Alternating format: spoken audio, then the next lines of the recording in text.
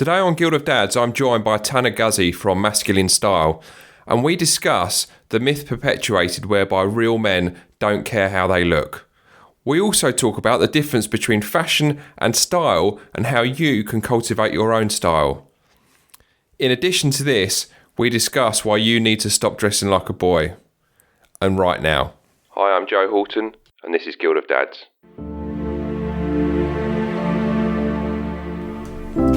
Hey, you over there. Yeah, I can see you. Come over.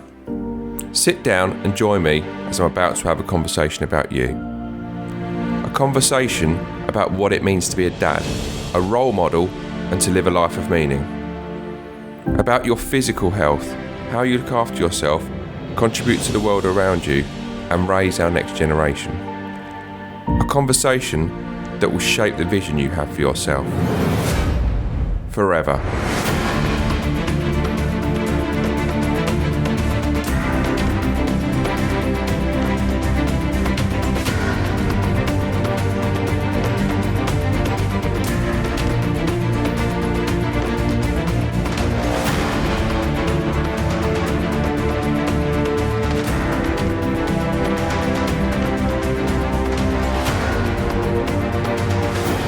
Thanks for joining me today on the Guild of Dads podcast, the podcast where each week we talk about all the topics that relate to being a father and being a man in the modern world. Each week we have conversations with visionary men and experts in all aspects of fatherhood, which really help you to level up and improve in every area. This includes relationships, parenting, how you show up in your community together with your mental health, physical health and fitness. My aim is to bring to you all the information, resources and expertise to really make you think hard about a vision for yourself and one on which you can take action, make an impact on yourself and others and find meaning. The conversation is relevant more than any other period in history because at the time of recording this, we're in the middle of a virus pandemic, the likes of which we haven't seen for over 100 years. There's massive changes afoot right now. Not least the freedoms that we have previously enjoyed are being curtailed and limited in order to bring this pandemic under control. And also, some of us are learning to appreciate things that we had taken for granted in the past. We're spending more time with our family, we're being a lot more present with our family, but also it's throwing up a number of challenges for many men and women living in close proximity to one another because put simply, we're just not used to spending this amount of time in close proximity with our loved ones. So it's throwing up all kinds of challenges at the moment. And like I said in the previous week's episode, last week's, we're going to speak about the coronavirus insofar as it relates to the context of the discussion we're having on here, but we're not going to labour on it too much because I appreciate that some of you guys are coming on to this podcast really to get a break from the humdrum of the popular media and take a break from what is actually going on in the outside world, so to speak. So this period of time, it's really going to test every aspect of being a father and a man to the limits, both during this period and also as we emerge from it. So the discussion about being a dad is very relevant right now. My guest today is author of the book The Appearance of Power, How Masculinity is Expressed Through Aesthetics, and founder of Masculine Style, Mr. Guzy. Tanner's teachings are radically different from the standard concept of catwalk fashion, and he interweaves the concept of style being an intrinsic part of how a man can improve their life and be treated by the world around them. His focus is on educating men just like you in how to cultivate their own unique style, which is tailor-made to their surroundings they operate in, context, and the wider way in which society operates. And now for my discussion with Tanner. Tanner, welcome to the Guild of Dads podcast. Thanks for having me on. I'm excited to talk to you today. Yeah, same here.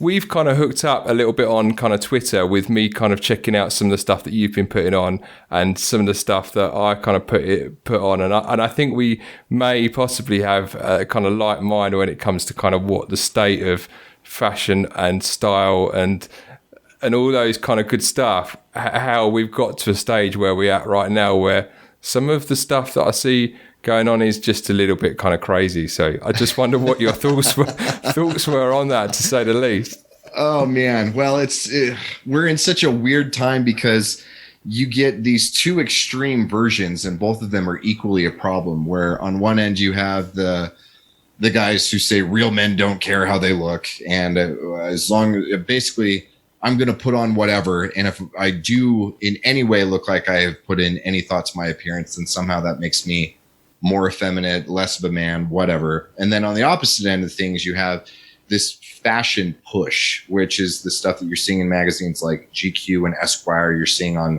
runways and all this stuff, which is basically, how do we make men's style more androgynous, more humiliating, more insulting, so that basically what both ends are doing is they are killing off any sense of masculine aesthetics. Mm-hmm. And the rest of us are kind of left in the middle going, no, wait. No, there's a way to look really awesome and look really masculine. And you don't have to choose between this false dichotomy of, yeah, I care about how I look, but it's effeminate, or I don't care how I look because that's the only way to be a man. Mm. Yeah. And I think what I've kind of noticed with what I can see, certainly like you say in magazines, there is like this kind of push to be sort of, there's a push to be almost like different for the sake of being different, mm-hmm. rather than just kind of embracing being different. And I think, and sometimes I wonder whether that is kind of bordering on maybe like attention seeking rather than actually making a statement about your own stylistic preferences, if that makes any sense. Yeah. You know what I mean? Yeah, no, and I would agree with that, where it's like it's another version of postmodernism, where it's the whole purpose of it is to just be different and to just be ugly and to be rebellious against anything that's traditional or beautiful or anything else, just because you hate the fact that any of that ever existed. Mm. Yeah. So it's not standing out in a positive way or it's basically just, it's the emperor's new clothes. It's, I'm going to be as ugly as possible, and I'm going to dare you to actually tell me that it's not, because according to our postmodern 21st century standards, you're not allowed to tell me that it's ugly or that it's stupid or that it's androgynous or that it's whatever else. Yeah. So it's basically kind of almost being provocative to the point of, right, I'm going to see how much of it I can get a reaction mm-hmm. out of what I'm doing. And we see this we see this over here a lot now, not just in terms of kind of like what you would maybe term the high fashion that you see in kind of magazines, but also at the other end of the spectrum, you'll see people, and this is going to come across as bashing people, but I don't care. You'll see people walking into like supermarkets, shops, wearing their pajamas or their mm-hmm. Or their bathrobe and whatever and stuff, and you sort of look at them, you sort of think, you must know that that's not acceptable to go out wearing your pajamas and bathrobe. So there is only one other reason why you're doing that, and that is to get attention and get a reaction. And actually, I'm not going to look at you, and I'm not going to stare at you. Yeah, I'm not going to give you that. Because that's what you want. Like exactly. Yeah. It's kind of perverse. It's a statement. It's a social and political statement, because everything is now, and these people are not so socially obtuse that they're not aware that it's ridiculous to wear that kind of stuff. You're right. They're daring you, especially because then they get to feed into this victim complex of this judgmental jerk who just kept staring down his nose at me. It's like, that's what you want, because then you get to feel justified that they're forcing you to be the villain in their narrative, because their real villains don't exist in these people's easy lives. And so they have to create one out of thin air. And so it's ridiculous. Now I come from an era where, like, you know, I grew up in the 80s, and this is an image that I have vividly in my head, where I would be walking home from school, and my grandparents would be walking the other way. So this was kind of like the post-war generation. And my nan and my granddad, my nan would always be wearing a dress with shoes. My granddad would be generally wearing leather shoes, a pair of trousers, a shirt. If it was a wedding, he would be wearing a tie, mm-hmm. and sometimes a hat as well and stuff. So that was the kind of last of that kind of generation. And it's interesting that what's happened out in the UK, at least in the kind of, I would guess, late 90s to early millenniums, there was this push to sort of dress down culture, particularly in the financial district on like a Friday afternoon. And it's like this combined with whatever else is going on in in style, masculinity. It's almost like it's gone too far the other way now, and people are like, actually, no, we need a bit more kind of formality back and a bit more appropriateness for what people should be wearing in certain situations. You know what I mean? Yeah, absolutely. And I think a lot of it is that I think people in a lot of ways are afraid of formality. And I don't think that like all good style has to be formal. I think you should be able to kill it in jeans and a t-shirt and sneakers just as much as you can in a suit. But I agree with you that we've killed off a lot of that formality. And I think it's because formality requires sincerity. And I think people are, in a lot of ways, are afraid of sincerity, where they can be, you're a whole lot safer if everything can be ironic, or if you never take yourself or anything else too seriously, or if you always just leave this kind of back door open of I'm joking, or it's not that big of a deal, man, or why are you freaking out about this? It doesn't matter. And all of that is, if you do dress or do anything else in a way that's formal or serious or whatever else, then you're rejecting that. And most people don't have the courage to reject that, because it's safer to just never actually have to commit to anything or be sincere about anything. Yeah. And I think and I think the only situation where I think that you can be guaranteed now in the UK for people to actually dress appropriately is probably a funeral, because most places now, be it whether it's like a wedding, people will wear jeans to weddings. People will wear jeans to go like horse racing and to go to other kind of formal events. So it's probably a black tie event and a funeral are the only two occasions where people actually, and even then you can tell that there is somebody, you'll be standing there at the kind of bar and guys will be like, oh, I can't stand this suit. I feel so uncomfortable in this suit. I can't wait to get this tie off when we start dancing later, sort of thing. So, well, and even you're lucky that you even have that, because of the last 3 funerals that I've been to, I was the prick who showed up totally overdressed, which means I was in a black suit with a white shirt and a black tie, which is pretty standard funeral attire, but everybody else is there in their nice jeans and their button-up shirt as opposed to their t-shirt. And it's, we don't have respect for things. Or if we do, we don't understand how clothing and symbolism within that can help contribute to that respect for things. And more often than not, we're interested in just, how can I be comfortable? Yeah. And if you're, and I think there is a tendency as well, just kind of segueing neatly into this, I think there's a tendency now that I've noticed that if you call anyone out on something, then you're shaming them. It's kind of the classic get out of jail card free now is that if you call anyone out on anything, then you're automatically shaming them rather than just actually. So because just people they're not able to kind of park their ego at the door and actually say, no, they're actually saying that from a place of sincerity rather than saying it from a place of being a dick. Do you know what I mean? Absolutely. So it's interesting. It's interesting how it's evolving. And what I've noticed, I've been to Spain and France and particularly kind of some of the Latin countries. And there seems to be kind of like they embrace style in a lot more of a different way. I mean, I can remember when we went on holiday once down to the very southern tip of Italy, a place called Tropea, which is down near the foot of Italy.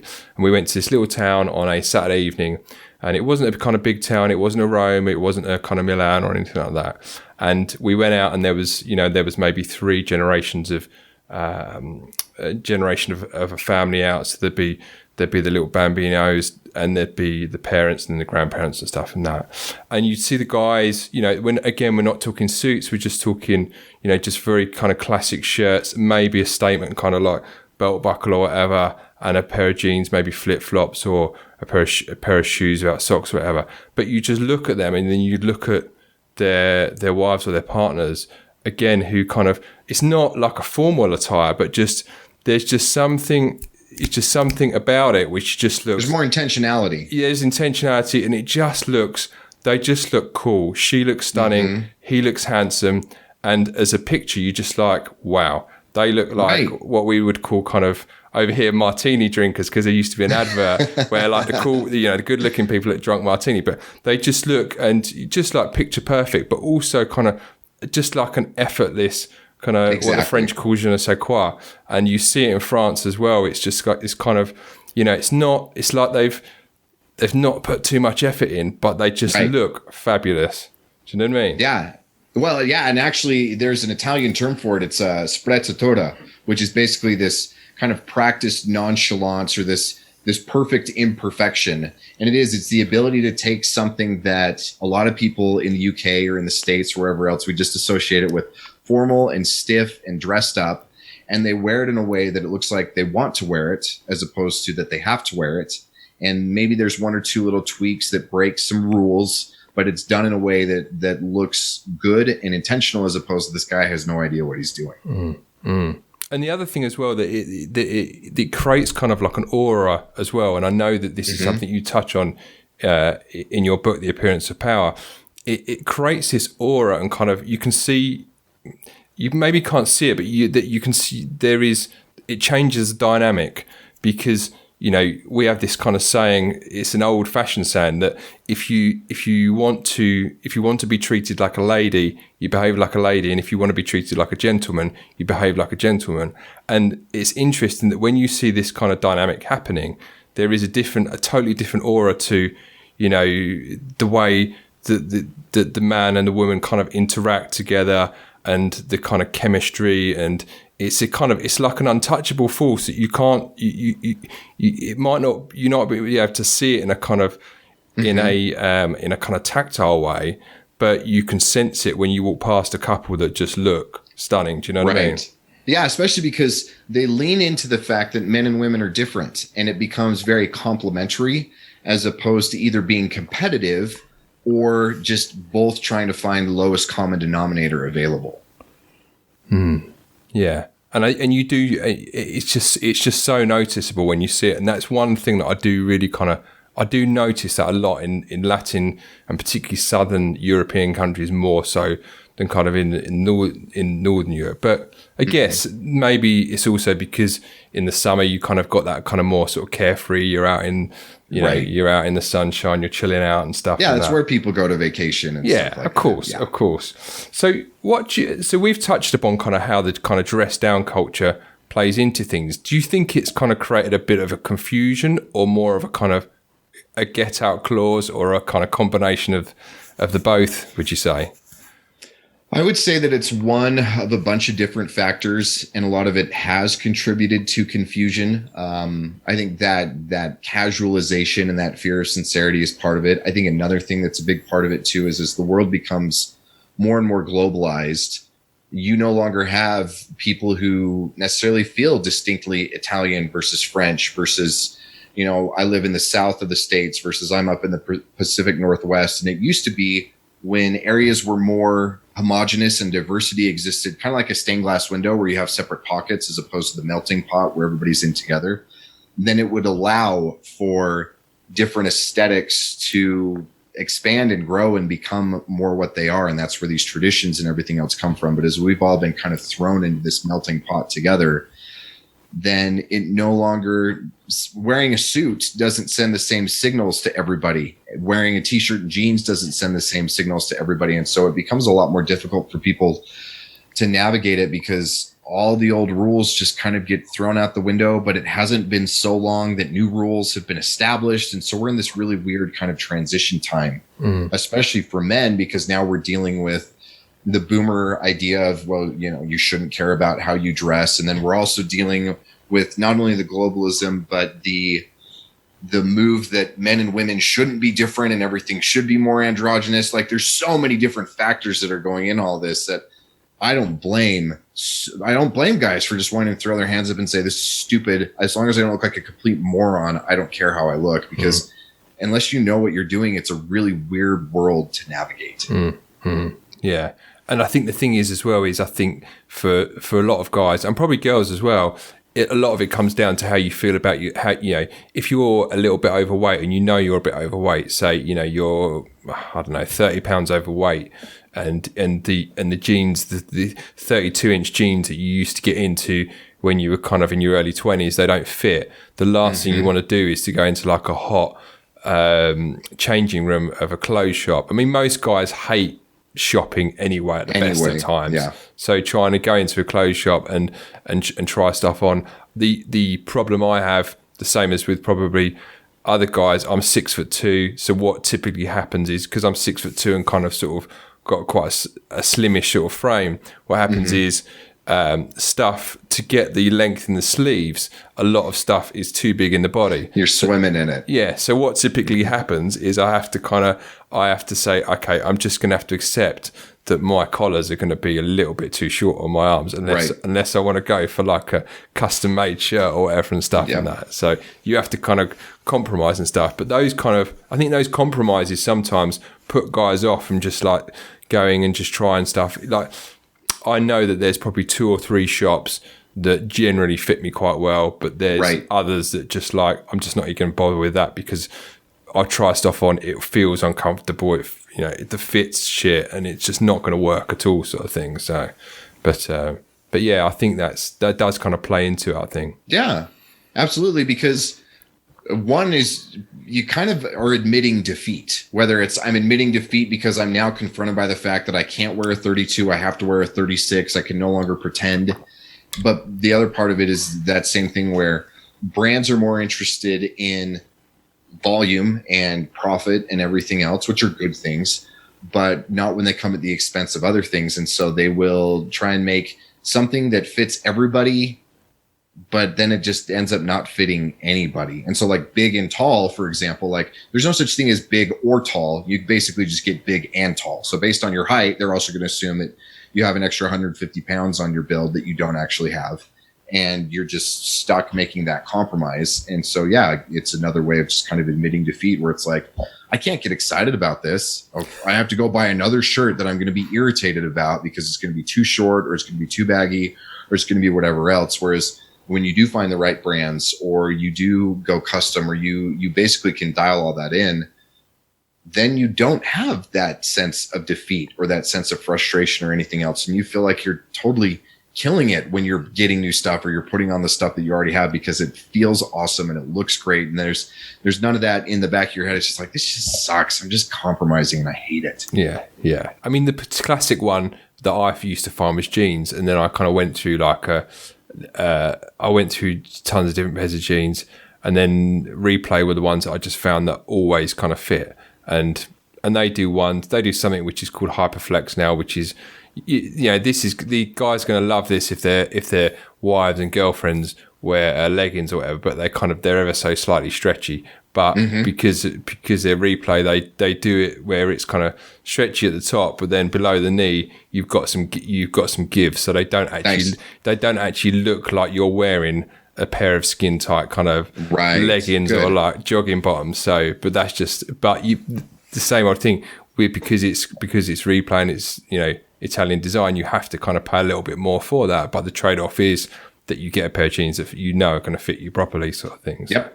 But so for guys looking to kind of just totally kind of bamboozled by this and where they need to start, what is the kind of best starting point, do you think, Tanner, for guys that are looking to sort of educate themselves a bit more on this? I mean, you touch upon it in your book, The Appearance of Power, which a few elements I'm going to pull out and talk to you about, but from a starting point of view.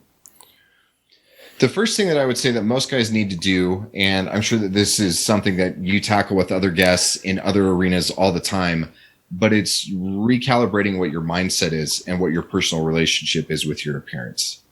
Because most men, we have either an indifference, or this kind of frustrated, compromising one, or even more of an antipathy, this kind of hatred for the fact that I even have to think about it or anything else. When you can develop an affinity, and the way you develop that affinity is you start to realize that style, especially, one of the distinctions that I make is fashion and style are different. And fashion is something that some 22-year-old girl in New York or in London who has a degree and her company needs to be able to make something that they can sell that they're not selling off of last year, and it has to be different.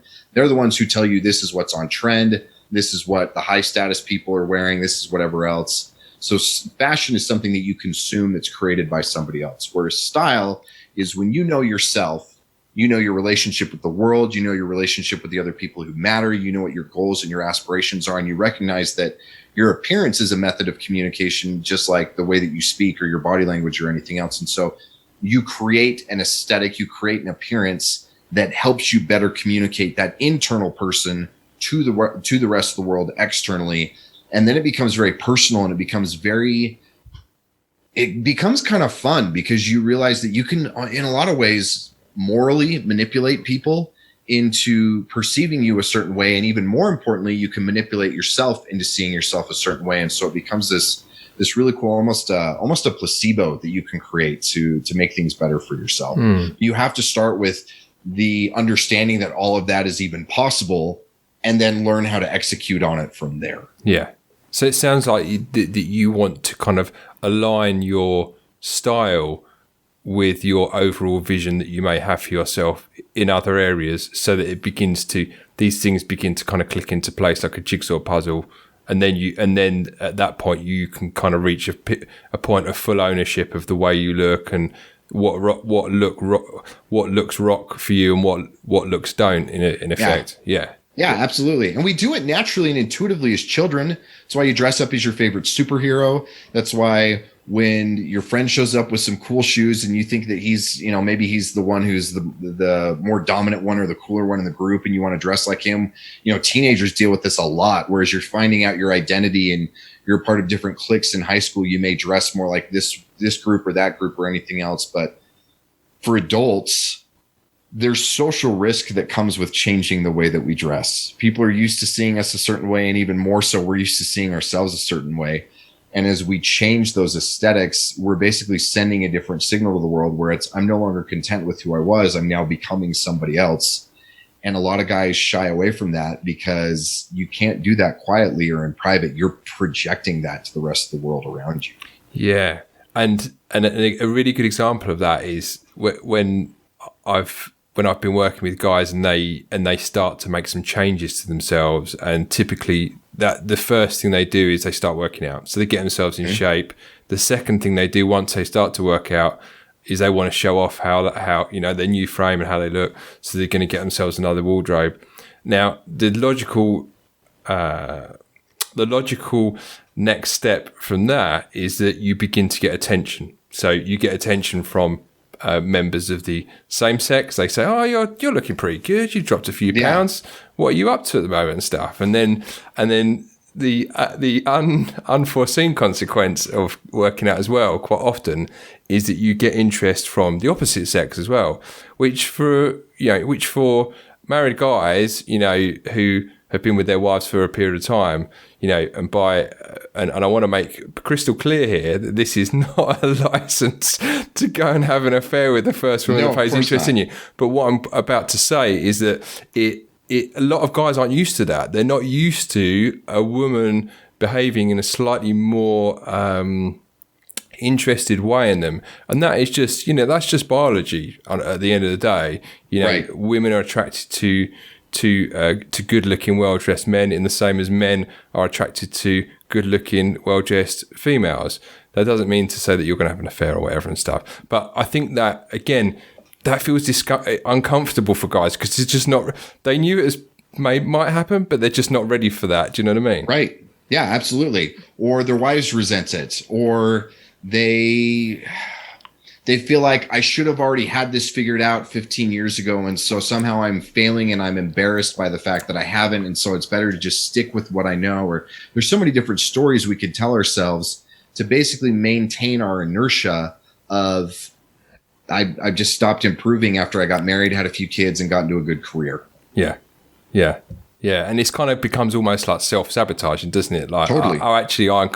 I've reached this point, I'm doing really well, but maybe I should start, maybe I should back off on the exercise bit, because this is, this change is coming about too fast, sort of thing and stuff like that. So, but it comes back to the whole alignment with your vision, doesn't it? If you're aligning this and it's kind of part of a kind of bigger picture. Right. Yeah. Yeah. Especially if your mindset and your whole identity is rooted in, I'm someone who's constantly improving, constantly building, constantly growing, then none of these changes become a threat to that. Where if your identity is, I do X for a living, or I have Y number of kids, or I'm married to Z person. And then if any of those things change, or any of these other changes that you're making kind of threaten that, then we never want our identities to be threatened. No. Right. And so the trick is rooting your identity in something that allows for growth, is something that's more permanent, as opposed to, hi, I'm Tanner, I'm a style coach, and okay, maybe I'm not doing that in 30 years. That should not be what my identity is. Yeah.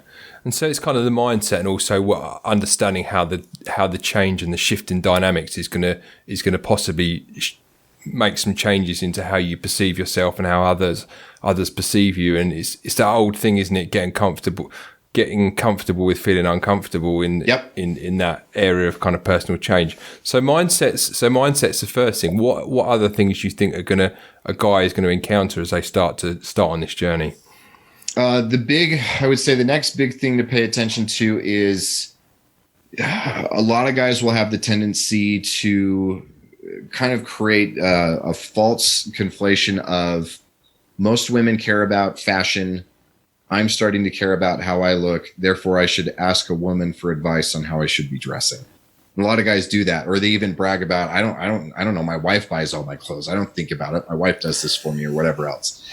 And what a lot of men don't understand is that a woman's aesthetic goals and a man's aesthetic goals are typically very, very different. This is another one of the things I address in the book, because most women, based on what their biology is, based on what they've been valued for thousands of years, will typically dress in a way that signals things like their youth. It will signal how current they are. It will signal fertility in a way that's different than men. It will signal beauty in a way that's different from men. And obviously on a fundamental level, we get that, where it's, most guys they're not having their wives buy them high heels and push-up bras, right?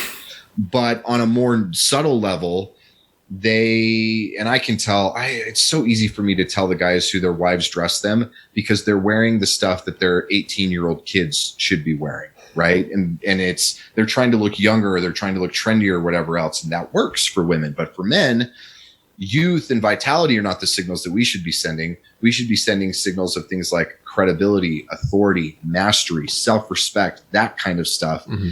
And for most women, a lot of that doesn't even show up on their radar. So they're not going to know how to dress in a way that sends those kind of signals. And so you need to work with men.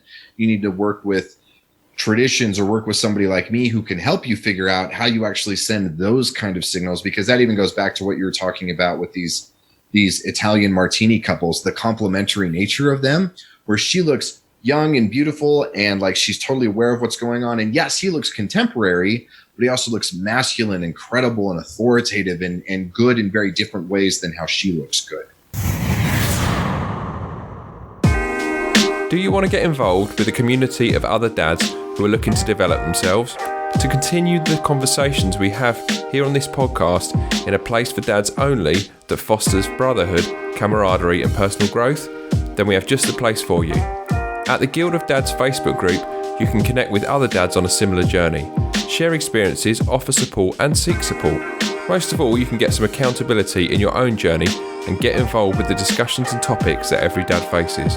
So look us up on Facebook, join up and get involved with the discussion. Looking forward to seeing you in the Guild so you can start your journey with us today. Yeah, and I think touching on what you were saying there is that the quite often when guys go I like going shopping by myself, and I'll come back and my wife will be like, what have you bought? That's just awful. But I know if I go shopping with her, she'll go, like we went to Ireland at the weekend. So we're in a clothes shop, and I wanted to get a couple of shirts and a pair of chinos. So we're looking at different colour shirts and whatever and stuff, and I'm trying on different ones. Whatever. She comes to the dressing room, and she's got I think it was like a mauve or a purple shirt, and like mauve and purple. I'm just like, colour right. Don't come anywhere near me with that. It's just like, but she thinks she's like, oh, that's a really nice colour, maybe for her. But right. But I'm just like, I'm not wearing purple or mauve. Right. And it may even look good with your coloring, where she's thinking about it purely from kind of the science of aesthetics, where you've got this kind of complexion, and so this kind of color is going to work. And that's great. But if it sends the wrong signals, none of it matters. Yeah, so she can be right in that it's a flattering color on you, but be totally wrong because you're not going to wear that because it doesn't communicate what you want it to communicate. No, but yeah. So we do have some quite amusing exchanges when when we're shopping together. I bet. But yeah, it's really kind of. I think it's kind of quite fun sometimes going shopping, but yeah, it does sometimes have its drawbacks. Definitely, as well. Especially when she's tagging along. Yeah. So we've touched upon the mindset and also kind of understanding how it's going to kind of change the message that you want to give as a guy and stuff. What else do you think there is that guys are going to kind of face as they start to look more closely at their style journey? The next big challenge is that you will get guys who either already feel or have it reinforced in them some of the things that we've already hit on a little bit, like that in order to dress better, you have to dress more formally.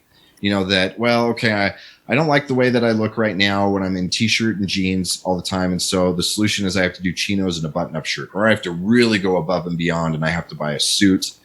And then sadly, that kind of stuff gets reinforced by a lot of the online resources, because most men now know it's like, okay, I don't know how to do this. I'm going to go look for online resources. They'll go to subreddits or to different forums that talk about menswear and men's style. They'll watch YouTube videos, and there's tons of great resources out there.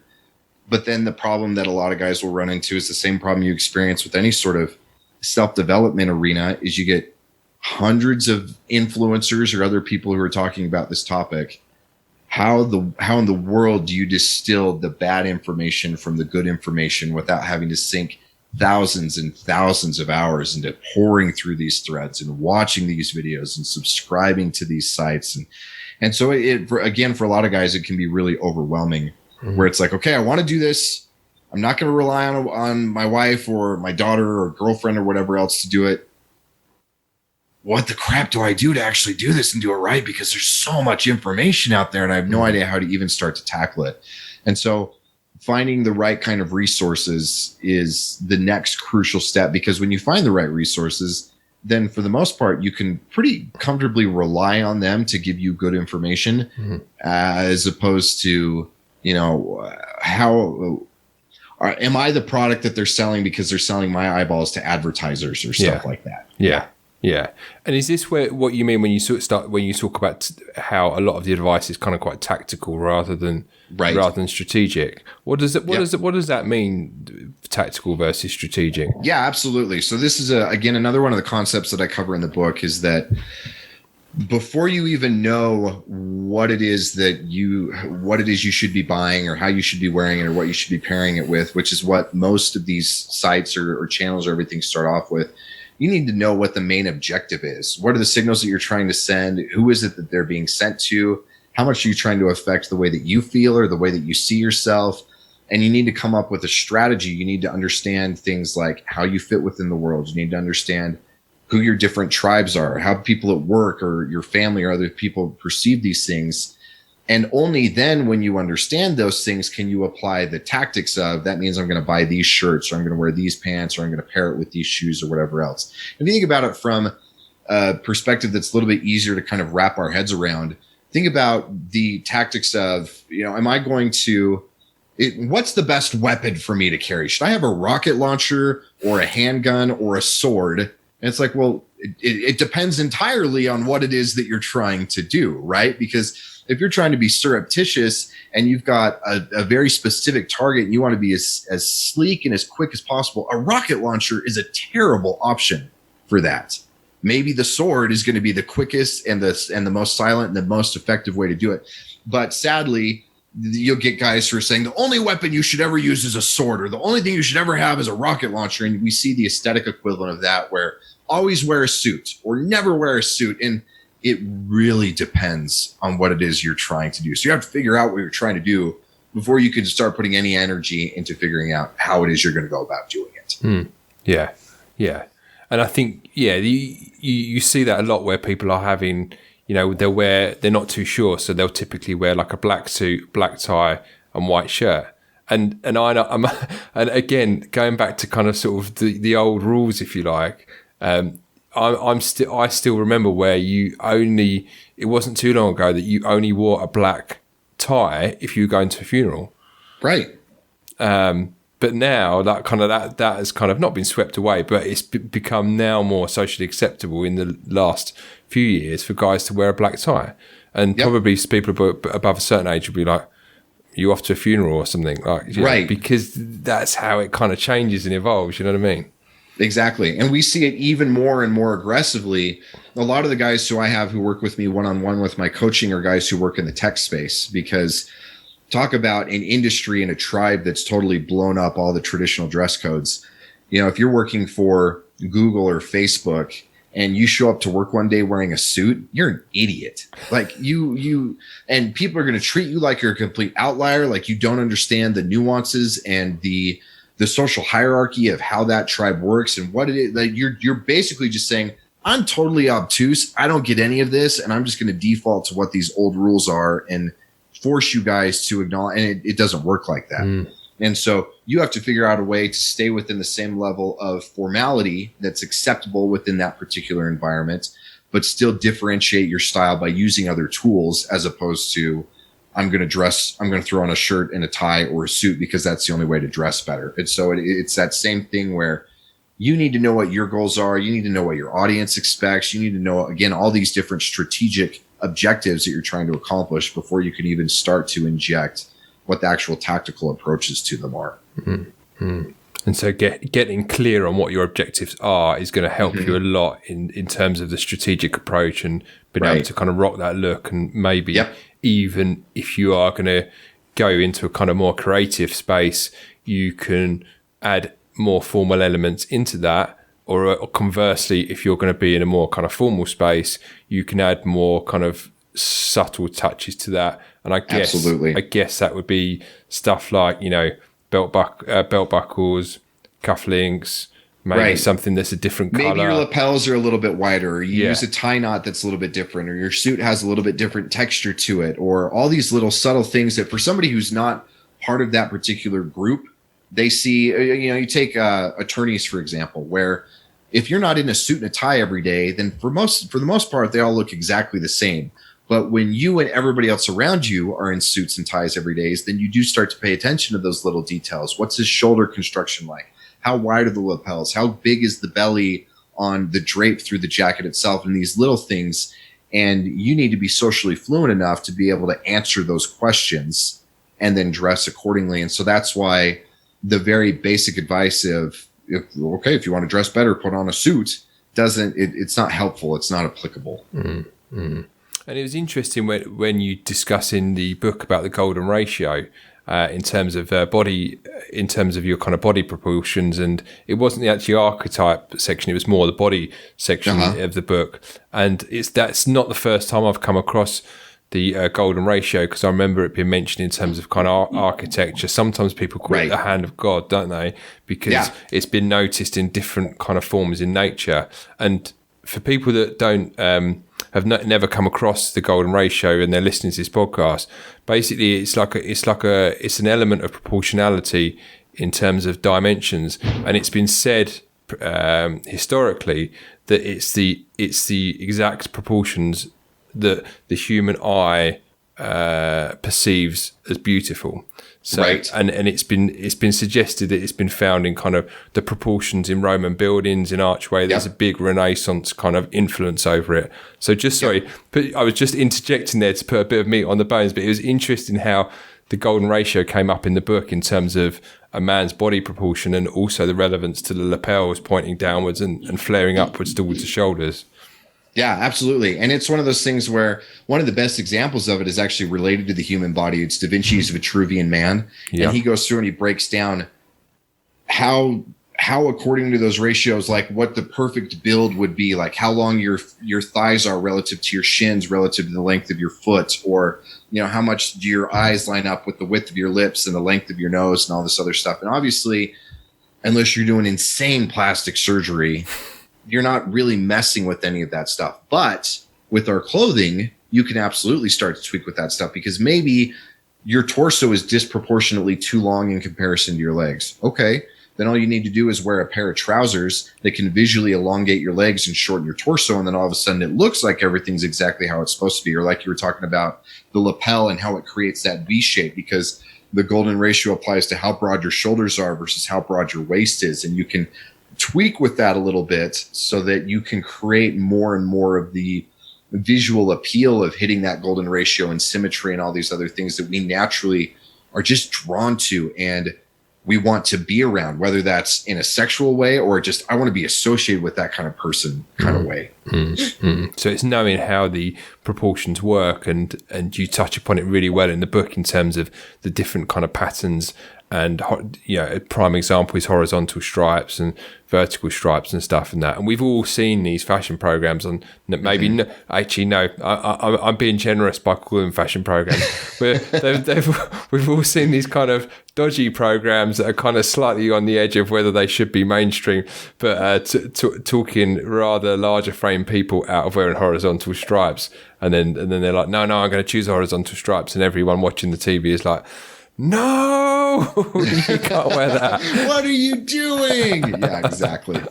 No. So we've touched upon a few different sort of challenges that guys are going to encounter as they start to kind of pay a little bit more attention to their style and their style journey. Now, one of the things that I think comes up a lot for dads, and we had a bit of a joke about this on Twitter earlier on in the week, was in terms of the appropriate way to dress, when you're plus 30, plus 40, plus 50, because I've found, and this might not be for everyone, but I've found as I've got a little bit older, certainly the other side of 40, I'm like, actually, maybe there's certain things I probably shouldn't be wearing that I probably was wearing in my 20s and stuff. And obviously we talked about the fact that, I'm a silver fox now. And which my wife would be very jealous. She can't wait for me to go gray. I keep getting those compliments. And I'm like, are you being sincere or not? And my wife, well, especially because you've got such a good thick head of hair that it's good. Yeah.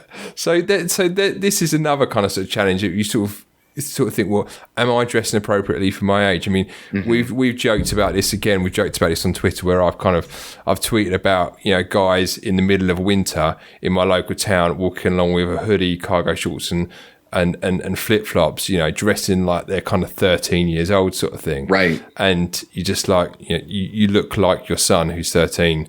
And plus also it's like 4 degrees Celsius. What are you doing? What are you doing sort of thing? But jokes aside, is there a kind of point by which you kind of actually need to sort of think, maybe I should not be kind of wearing this kind of stuff at this point? Or again, does it kind of overall strategic objectives come into it?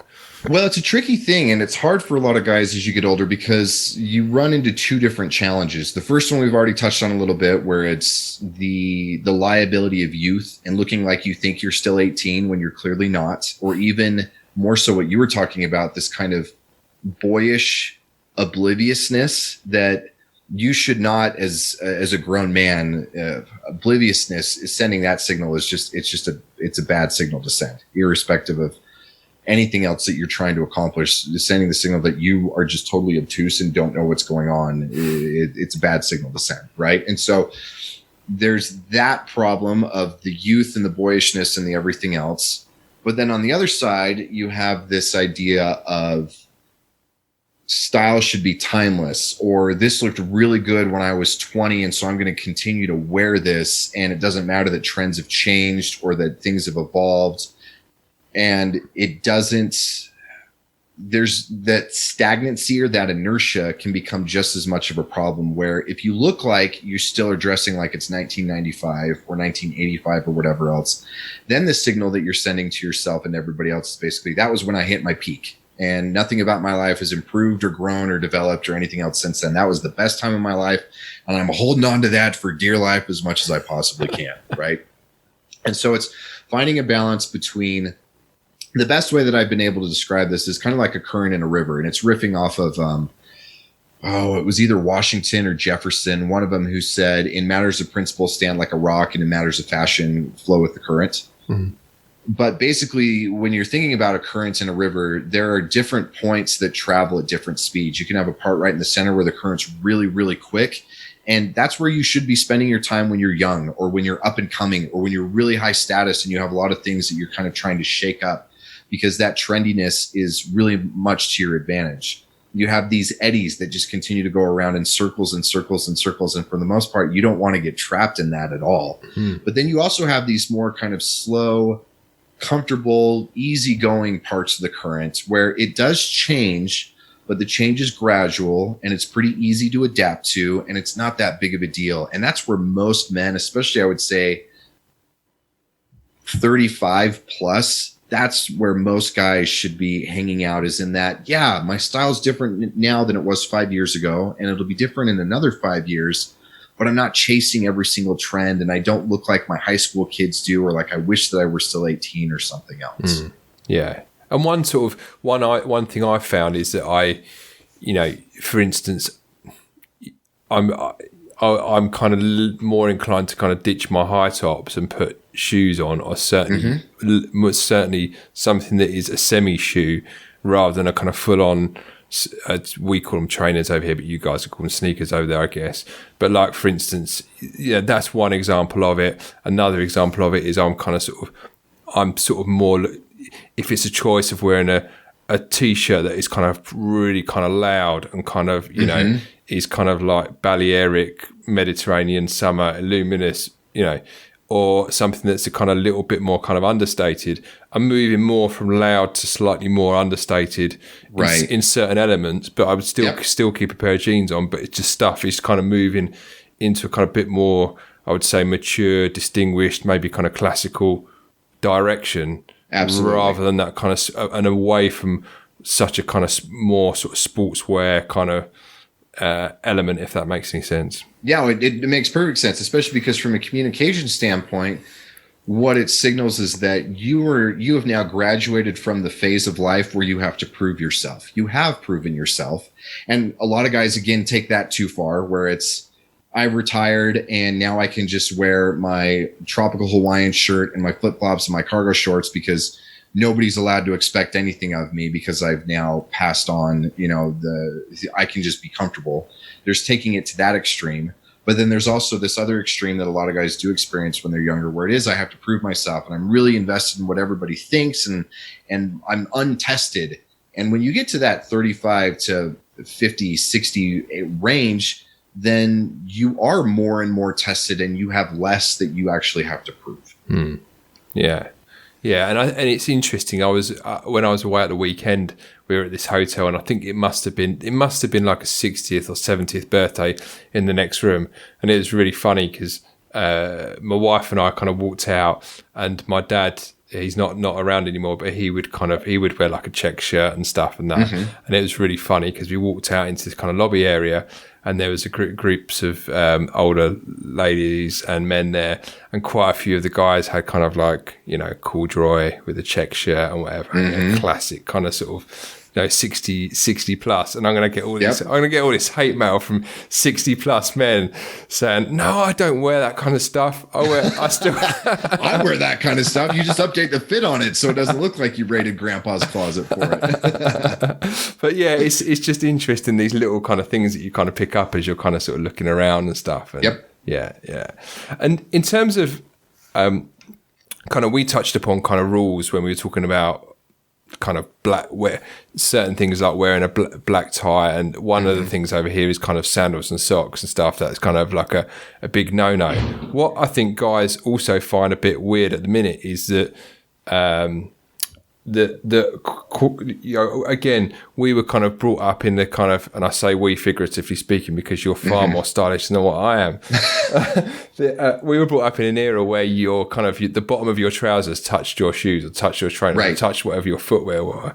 But now, kind of in the last little while, we call them kind of ankle swingers, where they're kind of like sometimes halfway up your leg. Floods is what we call them out here. Yeah. So that is kind of a look where some guys are actually, I want to be trendy, but I'm not too sure whether I can go that far as to wearing stuff that's kind of. And again, does that just come back to your strategy and what you feel comfortable with? Because like, if you're not comfortable, okay. Yeah, because some of it is what you're comfortable with, and some of it is it may very well send the wrong signals. Because if you work on an oil rig in North Dakota, floods are a terrible idea. They're dangerous, and the guys there are going to treat you like you're a complete fop and like what you have no business doing that. But if you are an entrepreneur and you run an online business and you're spending the next 6 months in Malta or in southern Italy, and you have your family there and you're doing that stuff, then embrace it, because that's what is appropriate to that environment. Your ankles get a little bit of a tan on them and all that. Like, it's so contextual. And that's probably the biggest thing that I'm always harping on, because especially a lot of other style bloggers or guys who do what I do, they will talk about things like fit is king. You know, as long as you can get a good fit, that's what matters the most. And fit is incredibly important. But the most important thing is context. You have to know the context of what you're doing, who's there, what are the expectations of the environment, all of these other things. And when you know that context, then you can either break the rules or follow the rules. But the context is always going to be what determines everything else. Yeah. Yeah. And I always have this joke with my friends and stuff, because I've had a pair of Crocs by my back door that I will use to go out to the garage or do stuff in the garden, and the same with sliders. Now, this would be controversial amongst the younger generation, but you know, people sort of say to me, "Oh, you've got sliders and you've got Crocs," and I was like, "Yeah, I might have them for doing stuff in the garden or backyard, as you guys would call it." But there's no way on earth that I'm going down to town wearing those. That's for sure. That is for sure. I'm going to be wearing something different when I go down to town, and that's kind of where the context comes into it. Whereas some people are like, "No, it's okay. I'll just wear my Crocs down to town." Whereas if you were going to like the rubbish tip or the refuse tip, then maybe Crocs or sliders might be appropriate footwear, but not if you're going down to the coffee shop downtown. It's just like, maybe. Absolutely. Or for me, I'll do things. I would never, you know, and this is obviously not an insult, I would never buy Crocs because I don't think there's any way that I could ever make them look good. Sliders I do have, and there have been times that I've worn those where it's going to the grocery store after having gone swimming at the gym or something else like that. And so even knowing how to be able to take something like that and tweak it so that it does work, but I certainly would not wear it to go to a meeting with a client or to go on a flight or something else like that. So one is knowing the context of what's expected. And then two is knowing how everything else that you're doing fits within that context. And can you make sliders work within a specific context? And if so, how do you do that with your other clothes, with your grooming, with this other stuff? Or if it doesn't work at all, then being socially aware enough to know that this doesn't work at all, and there's no way I'm ever going to wear those in that particular environment. Yeah, it's fascinating. I mean, we could go on for like probably 3 hours talking about how these kind of different like kind of nuances as to gauging what kind of works and what doesn't work. And and again, what used to be very kind of common over here within you weren't a man if you wore sandals or if you wore flip-flops. Right. Men don't wear sandals or flip-flops. Right. Again, if you go to Spain or Italy, you know, most of the guys will be wearing a very nice pair of leather sandals. Exactly. And stuff. And I always used to feel comfortable wearing leather like sandals and stuff. And my mates would be like, who'd be having like white Reebok classics with white socks, and they'd be like, "Why are you wearing that?" And I'm like, I just feel more comfortable with it, sort of thing. Yeah, it's good. I can do it. Yeah. But now, kind of fast forward 20 years, everyone, you know, not everyone, but a lot more guys are wearing leather. No, I'm not holding myself out to be any kind of trendsetter or anything like that. But You got on that trend early. You take credit for that. I'm just saying. It's funny. It's just interesting how it kind of how stuff, the social acceptability of wearing different things kind of changes. And you know, we've been probably through a similar thing to what you guys have in major cities over there, where stuff has become, the term over here is kind of metrosexual, where guys have become a little bit more kind of concerned with their grooming. Some guys have been over concerned with their grooming to the point that they are beginning to look a little bit effeminate. So you're going the other way. Well, and that's the problem, because we operate within this very limited field of, you know, your dad's generation, the boomers, maybe the silent generation, acted like it didn't matter at all. But then you also have the over grooming and the everything else. And really, when you think about, tell me that, and this is one of the, for you guys who are on either Twitter or on Instagram, one of the things that I do is I do a series where I pull up pictures that are basically from all over the world from all different points of history. And it may be armor, or it may be paintings, or it may be whatever else, where these men very clearly would care about their appearance, and so you hear things over here. One of the ones that I hear all the time is no man would ever be caught dead wearing skinny pants. Like no real man would ever do that. And then you look at the uniforms of the British and the Americans during our Revolutionary War, and every single one of them had on skinny pants that were tucked into their boots. And it's like, you're right. You're way more masculine behind your keyboard than any of those guys were, because you're wearing baggy jeans and they had skinny pants on, right? And so we create these rules, and the rules only work within the context that they're created in, and that context is largely starting to disappear, or at least be driven into super small and very tight niche groups that are more based on industry or hobbies, as opposed to race or country or geographic location or anything else like they used to be. Yeah. And you've seen that with strong brands over here as well. There's, there's one particular brand over here called Superdry. Well, it's worldwide, but it's a very, very strong. It's a very strong brand. It's kind of it treads that kind of middle ground between formal and very sort of beachwear. So you've kind of got hoodies and t-shirts, and sometimes they do check shirts and kind of what I would call more sort of maybe skate chic, if that makes any sense. But the problem is it's become such a strong, powerful brand, and the clothes. To be fair, they're very well made clothes, but the flip side of that is that Superdry is becoming almost a victim of its own success now.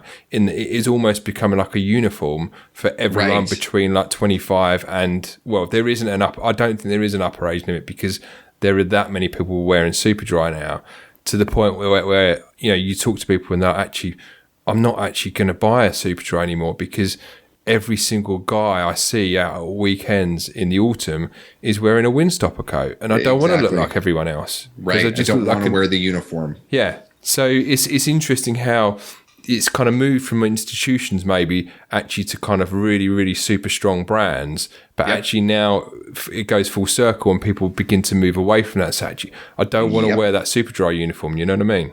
Absolutely. Yep. And you can't fight it. That's just kind of a natural part of the whole nature of appearance and aesthetics, is that it's supposed to change. And as soon as you think you've got the rules set up and everybody's on board, then it's going to change. And that's a feature and not a bug. Yeah. Yeah. It's been a wicked discussion today, and I've really enjoyed it because I like your kind of view on these different things and stuff now. And of course, it's always easier to have a discussion with someone that completely agrees with you entirely. So. It does make it a lot easier. But our biggest disagreement is on Crocs, right? yeah. I'm going to say, I'll get your mailing address when we come off air, and then I'll send you some Crocs, and I will indoctrinate you into the dark side of Crocdom. Deal. Tanner, if people want to find out about you and what you're up to, what's the best way for them to do so in terms of your website and social media and that kind of stuff? Absolutely. So the main website is masculine-style.com. And if you guys really want to kind of dive into a lot of this stuff, especially understanding more about how your internal relationship with the world can apply to what your style should be, go take my style archetype quiz. 7 questions long, and it's going to give you an answer that's really going to help you get squared away on that. It's also going to get you on my mailing list, because the site now, I don't write articles or do things like that anymore. Most of the new content that I'm creating goes out in emails to my mailing list, and we talk about both strategic and tactical approaches as far as how to get this stuff dialed in. As far as social media is concerned, the best platforms are both Twitter and Instagram, and both of those are at Tanner Guzy, which is TANNERGUZY. And just a heads up on those, especially on Twitter, maybe 20-25% of my content is actually style related, but the vast majority of the stuff I talk about is stuff that you guys are already interested in. That's why you're listening to this show anyway. It's masculinity and self-development and relationships and fatherhood and all of these other things that style is only a small piece of that big puzzle, and I like to figure out what the whole big puzzle is. Yeah, and it's interesting you say that, because the more I have discussions with people and we do deep dives into this stuff, the more you find that all of this stuff is more interrelated than you think it's going to be. And I had an evolutionary neurologist, psychologist, I should say, that's going to be coming out in a couple of weeks, speaking to me recently, just because I realised that there were certain things that were coming up in discussions with guests that interlink back to evolutionary psychology. So It made sense to have him on and speak to him, because it all interlinks in terms of the discussion around masculinity and fatherhood and the interplay between men and women and, all that good stuff. So what is the thing that gives you meaning, Tanner? What's the thing that you find meaningful? For me, it's my relationship with God. Mm-hmm. I'm a member of the Church of Jesus Christ of Latter-day Saints. Most of you guys know us as Mormons. And when we were talking earlier about identity and having your identity being rooted in something that matters, for me, it's my relationship with God that way, because that hasn't always been there. And my identity has been rooted in very superfluous things in the past. But having that identity there, that's what makes me want to be better every day. That's why I feel it's so important to be a good husband, why it's so critical for me to be a good dad to my 4 kids. That's why everything I do comes back to that. Mm-hmm. And it gives me meaning. And what's cool is that not only does it bleed into the meaning of other things, but it allows me to have a meaningful relationship with my wife just because she's my wife, not out of any sense of obligation to God or anything else like that, but just because I love her. It makes me love being a dad just because I love being a dad. And so, it all ties into that for me. Excellent. It's something I don't prep any of my guests for. I love that. No, thank you. I do enjoy the responses I have, and it's really nice to hear how that kind of gives you very much a North Star in what you're doing and stuff. So yeah, I love it, man. I love it. Well, listen, thanks very much for coming and speaking to us today. And it's been a really good conversation. And I will let you go on your merry way, sir. Thank you. I really appreciate it. Great conversation. I'm excited to continue the relationship online. So thanks. Cheers, man. Cheers. So there you have it, my conversation with Tanner Guzy.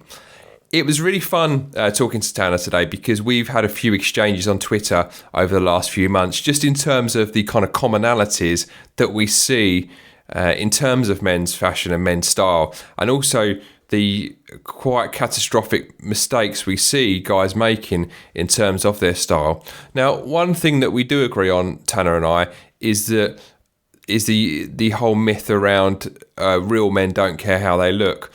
It is very important how you look and how you craft your own sense of style, just because regardless of whether you like it or not, people will form a judgment on you based upon how you look.